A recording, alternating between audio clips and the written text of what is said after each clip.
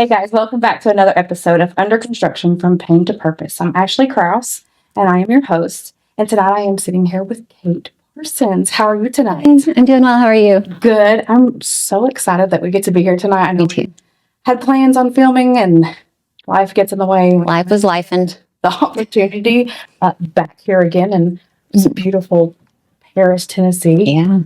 So I really just want to thank you for wanting to do this. This is something that's so near and dear to my heart. And I know like with the work that we do, it's so important to like share our story. It's a huge part of who we are and what we do. And so can you tell us just a little bit about like yourself and just a little bit about your story? Yeah, absolutely. So my recovery journey started back when I was 16. So that's when I first really realized that I had an issue. That's before my mental illness has reared its ugly head. So at this point, it was just, substances. And I went to treatment for the first time at 16 and actually did really well with it and ended up staying sober for a very large chunk of time, almost 20 years. Nice. And then, unfortunately, I relapsed due to a lot of, personal things, like my marriage was falling apart, and just a lot of life circumstances, and unfortunately, it led me to my relapse.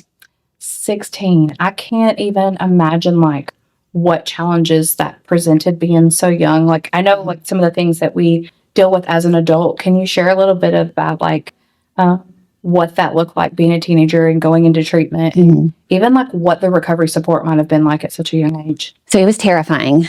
And I'd never been away from my parents before.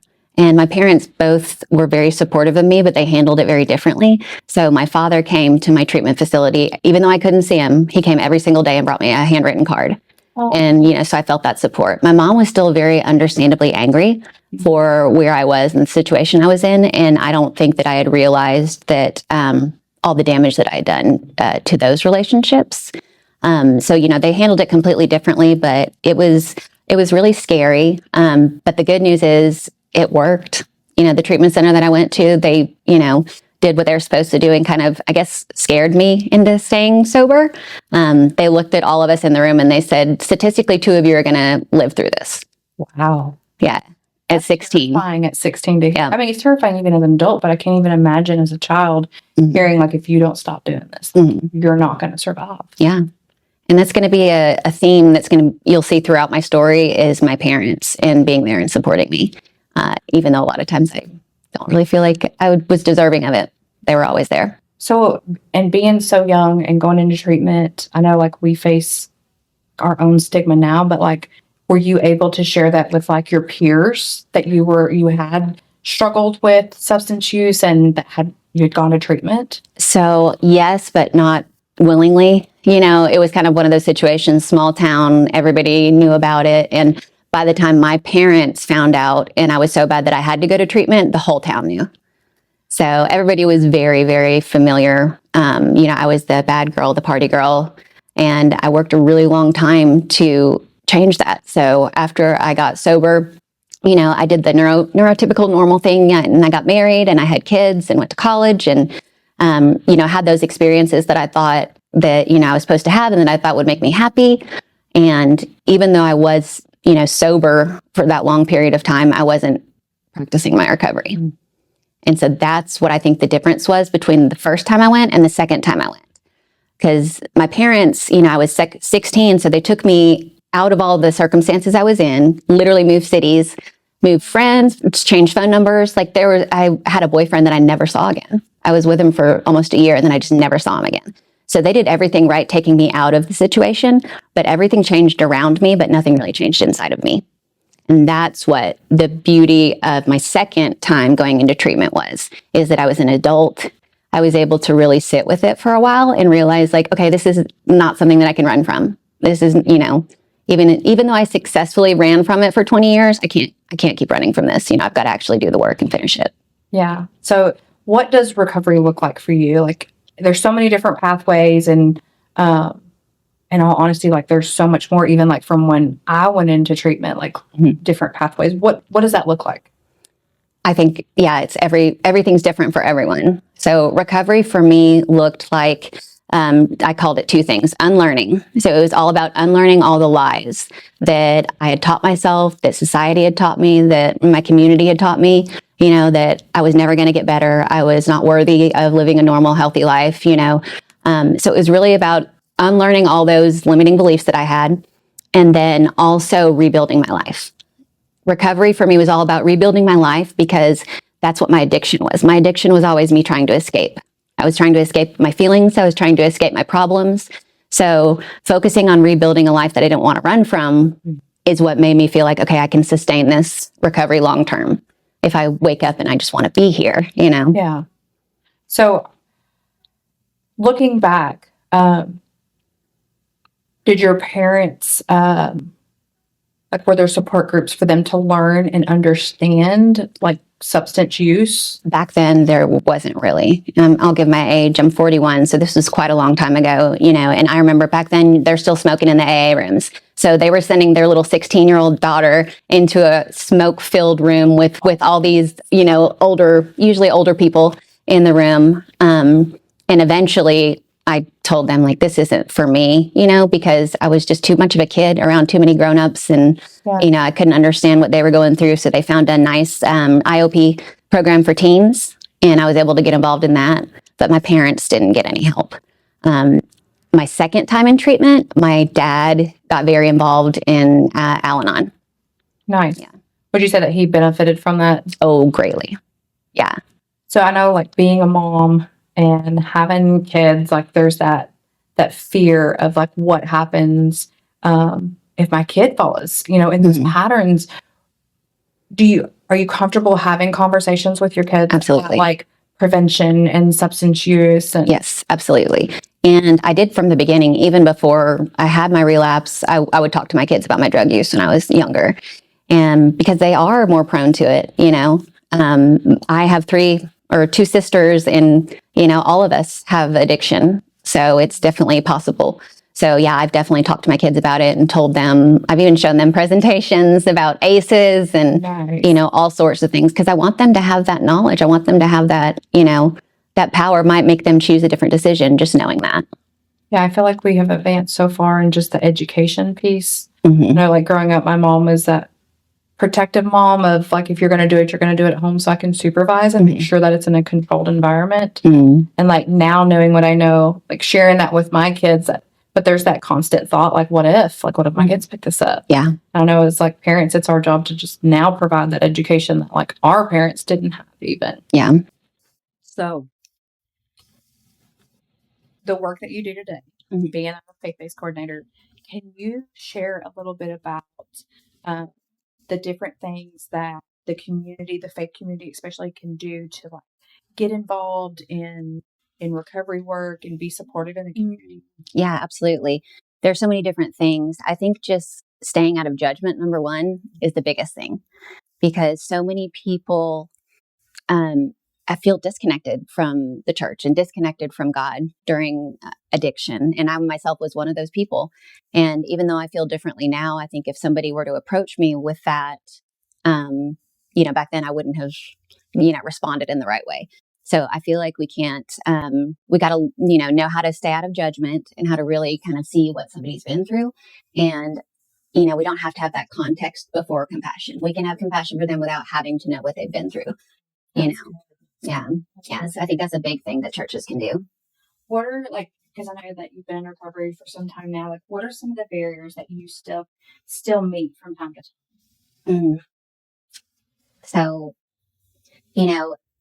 everything that I can think of so I'm really big into Recovery Capital. I've been studying a lot about it. And so, the things that don't lead towards that, are insecurity, whether that's financial insecurity, housing insecurity, food insecurity. I feel like if we look at Maslow's hierarchy of needs, we've got to fix those basic things before we can, work on the rest. For sure. Yeah, that's a real fear. Like, we can help folks get into recovery, but they don't have access to basic needs. Mm-hmm. Oftentimes we see folks go back to what they know because that's all they've got. Yeah. It's frustrating. Doing the work that you do, what would you say is like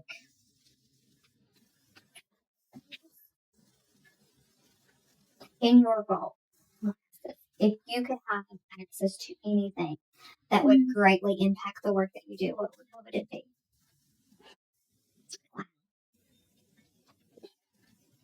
That's an excellent question. I'm going to have to sit on this one for a second. What is the biggest thing? I mean, I know that the first thing that everybody probably would say is money, because, the money will help the program continue. But I feel like there's just, we got to teach people how to rebuild their lives. Like, I feel like that's the big thing. Like, I wish there was just some really, really intensive training that we could do for everyone. Part of the thing that I think contributed to my success was that support that I had from my family. And part of that support was when I got home from treatment, I didn't have to go to work. I was able to make my recovery my full-time job for about 3 months. I know most people are not able to do that. But if we could somehow have funding and have the availability for people to do that, I think a lot of people will be able to sustain recovery a lot longer. Yeah, I mean, we look at like scientific data, like the brain function even, and how, we don't have access to a fully functioning brain for even, what was it, like 18 months? Yeah. Yeah. But yeah, like we get folks out of treatment, we push them back into work and expect them to kind of just pick up where they left off. And, oftentimes we see folks, relapse, and it's hard. So you have that support from your family. Like in the work that you do, what are some areas that the community can step in and be supportive to folks that don't have that family support? Oh, wow. Fellowship with them. Even if they don't go to your church. Even if they don't go to any church, you can fellowship with them, because that's how they're going to learn, that's how they're going to learn. Like I said, I wasn't in a place where anybody could just walk up to me and talk to me about God. I was not in that kind of place. But I could see God in people, in the acts that they did, and I think that's ultimately what we have to do.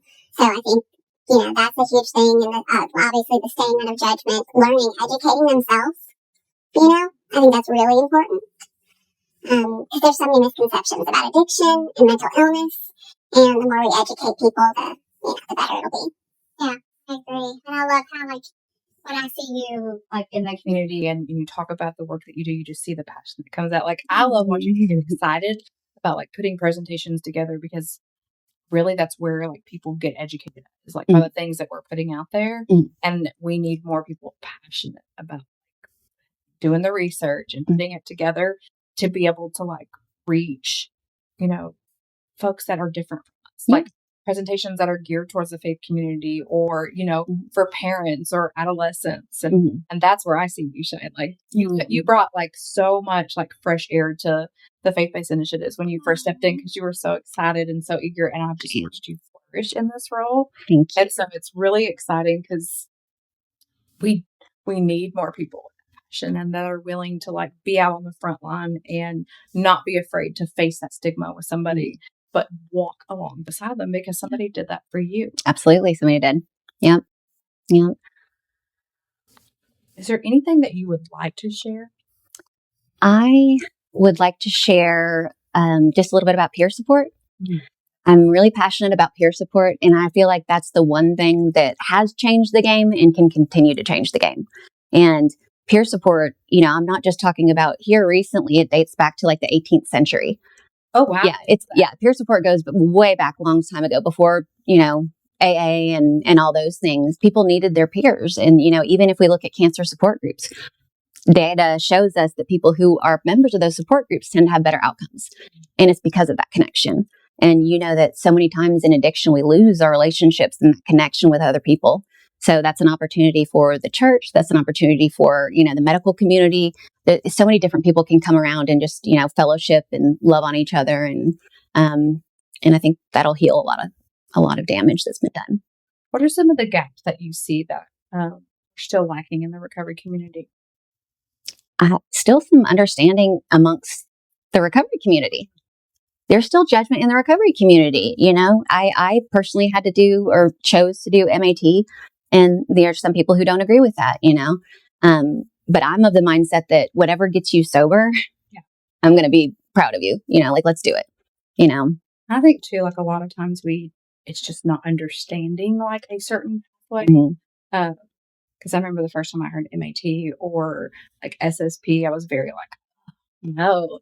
But I think the longer we do the work in the lives that we lose, it just becomes apparent that, like, I don't care what it takes. Right. Like, I want Absolutely. to see you live.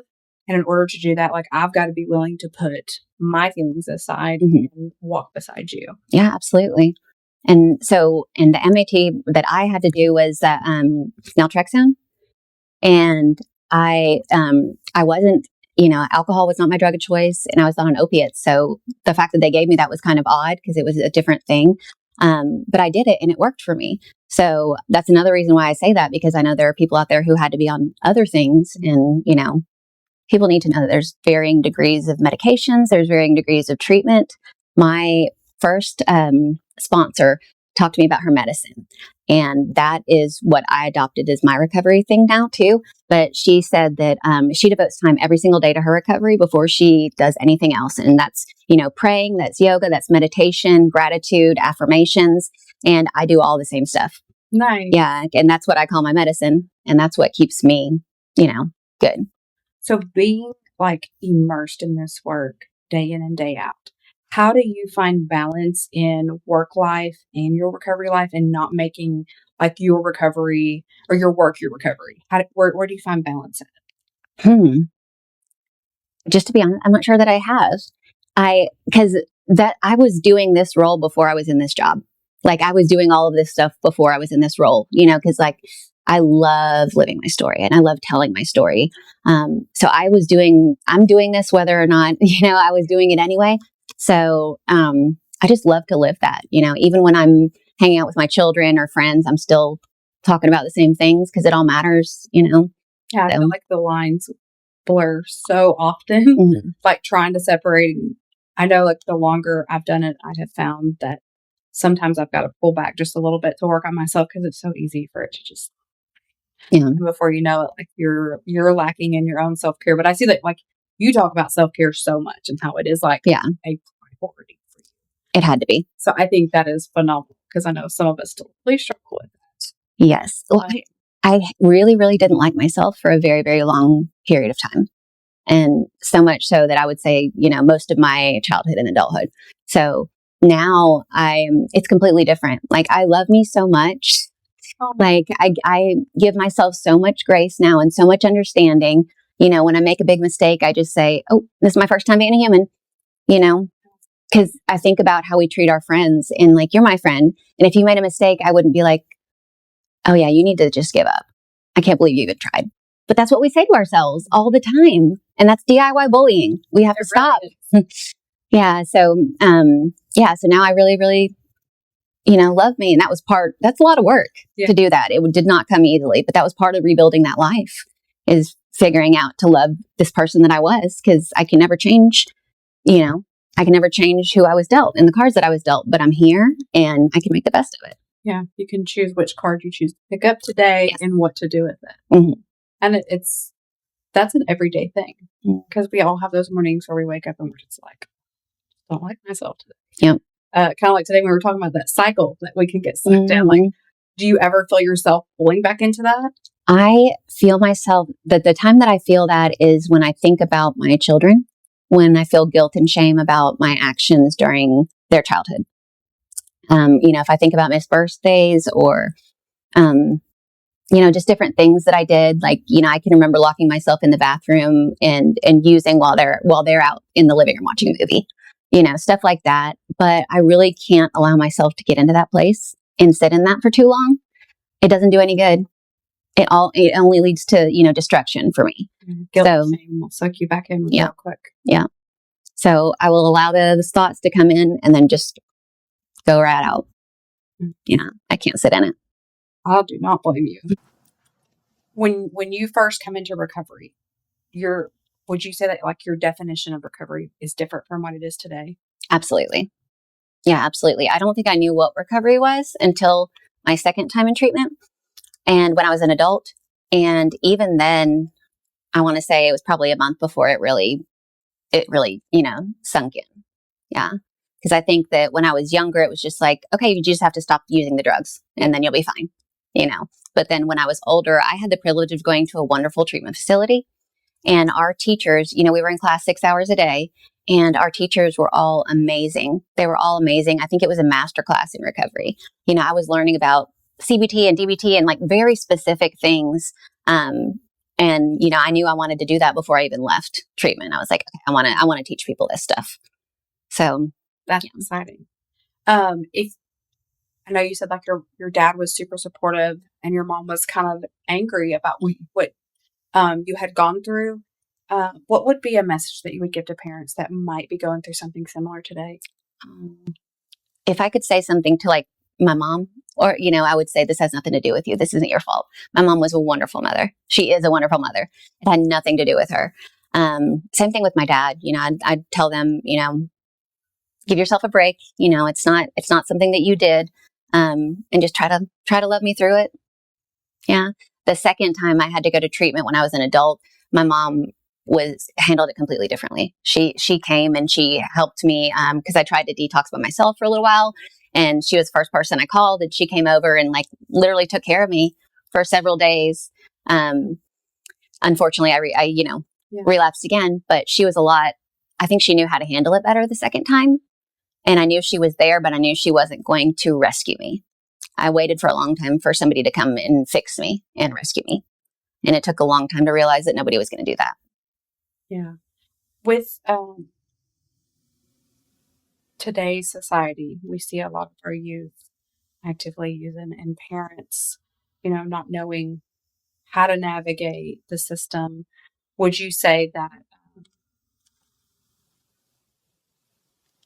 there are more resources available for our youth than there was when? Absolutely. Yeah, I feel like either there are more resources or I know about them now, and I didn't know about them then. But yeah, I think there's tons of resources now. And I think the biggest mistake that parents can make is not talking about it, or just leaving it as don't do it. Yeah. I think it's important to have that conversation. Yeah. Yeah. Because part of the reason I wanted to try stuff is because I wanted to know. I was curious. Yeah. So I have had that conversation with my older kids, about like, this is what this does, and this is what this does, and this is the bad stuff that can happen. And you might even like this a little bit, but it doesn't make up for this, Yeah, I try to be as honest as I can with them. If you could stand in front of yourself back when you were really struggling, like knowing what you know today, what message would you give yourself? I would give her a big hug. And I would tell her, I would tell myself to be nicer to myself, to be kinder to myself, and to be kinder to my parents. That would be what I would tell myself. And keep going, because you're going to be so happy. Recovery's so worth it. Mm-hmm. It's hard at times. Yeah. But like looking back where you started and where you're at today, do you have any regrets? No, I would go through it all again. I know sometimes people often get stuck in the hurt of things.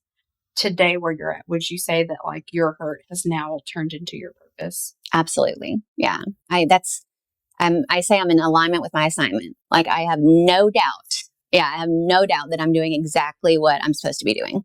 Like I get affirmations every single day that I'm doing the exact right thing at the exact right time. Those are what I call like those little God weeks, like confirmation. Oh yeah. Because I know sometimes like we can have self-doubt about things like, is it really right? And then like something happens, it's like, yeah, I'm where I'm supposed to be. Yeah. No. I have really enjoyed like getting to hear some of your story, and really appreciate you taking the time to share your story with me.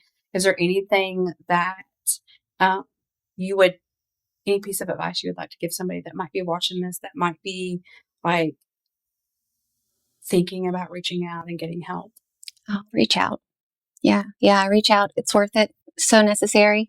One thing that I did was, I thought that everything was going to get better as soon as I got sober. And we know that doesn't happen. It gets a lot harder actually. But one thing I did, I work AA program. And so I just clung to those promises. And I remember every meeting, going through all the steps and all the things. And I remember every time I couldn't wait to hear the promises. And I would just sit there and just like, oh, I can't wait till I can hear all this. I can't wait till I can say all these things, and I finally can. Okay, it's coming. It does. You just got to put in the work. You can't give up. And I tell folks, like, you got to every morning put one foot in front of the other and say, I'm going to do this today. Yeah. And sometimes that's all you got. Like, I can only do this for today. That's it. Start. Or this hour. Yeah. Thank you for being a part of this. Like, really means so much to me because it's stories like yours that give somebody a little bit of hope, whether it's a loved one of somebody that might be struggling, whether it be somebody that's struggling and like on the verge of reaching out. I know how important it is for us to share our stories. Absolutely. So thank you for doing this tonight. And thank you for having me. And for those of you that are tuning in and watching, I just want to encourage you to continue moving forward. And if you are on the verge or you're thinking about, taking that next step and getting help, please reach out. Reach out to us. Like, we're on social media. Like, we will help get you to anywhere you need to be, whatever that might look like. And if you are a family member of someone that, you have a loved one that's struggling and you're not really for sure what to do, or you need support, we are also here to help connect you with resources, because we know that substance use doesn't just affect the person using, it affects the family, it affects our community, and we can do this together. We come together and we heal together. So until next time, thank you for tuning in.